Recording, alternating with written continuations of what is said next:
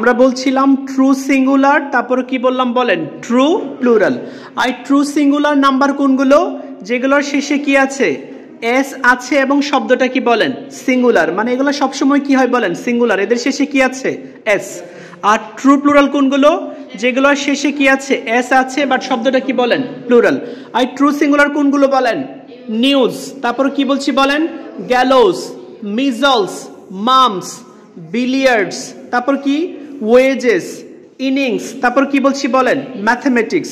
আচ্ছা গ্যালোস মানে কি বলেন, ফাঁসির কাষ্ঠ। মিজলস, মামস এই দুটো হচ্ছে রোগের নাম, কিসের নাম বলেন, রোগের নাম। বিলিয়ার্ডস কিসের নাম বলেন, একটা খেলার নাম। আর বিলিয়ার্ডস কিসের নাম, খেলার নাম। আমরা বলছিলাম তার মানে এই শব্দগুলো কি বলেন, ট্রু সিঙ্গুলার। ট্রু প্লুরাল কোনগুলো, সারাউন্ডিংস, বিলঙ্গিংস, তারপর কি বলছি বলেন, আর্মস, আর্মস মানে কি বলেন, ভিক্ষা। প্রসিডস, তারপর কি বলছি আমরা, অ্যানালস, তারপর কি বলছি, অ্যাশেস, তারপর কি বলছি বলেন, অ্যাসেটস।